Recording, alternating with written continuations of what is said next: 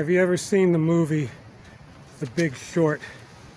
It's a must-see movie if you want to comprehend what's going on with like derivative markets and real estate and why things crashed and why things are going to crash again.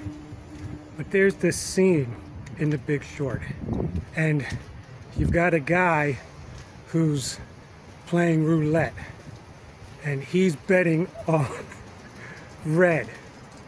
So there's a guy behind the table who's betting on the guy who's spinning not hitting what he expects to hit. So we have the player who's playing the roulette wheel. Then we have the bettor who's betting against the player. Now, there's somebody behind the bettor who's wagering that the bettor is going to be wrong about the player. And it just goes on and on and on and on. And those are derivatives. Believe it or not, this segment is not about derivatives. It's about one of my favorite topics, podcasters.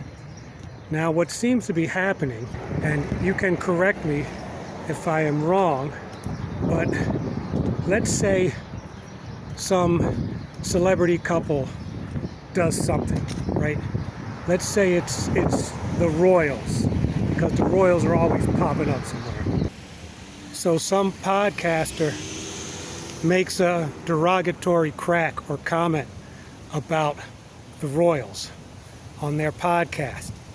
So then another podcaster makes a derogatory term about the podcaster who dissed the Royals. And then still another podcaster says that the podcaster that originally made the derogatory term about the Royals was absolutely right.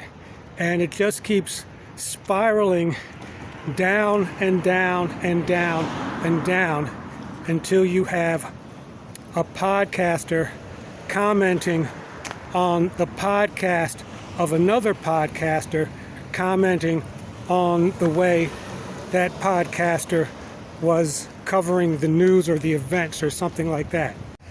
I watch relatively few podcasts.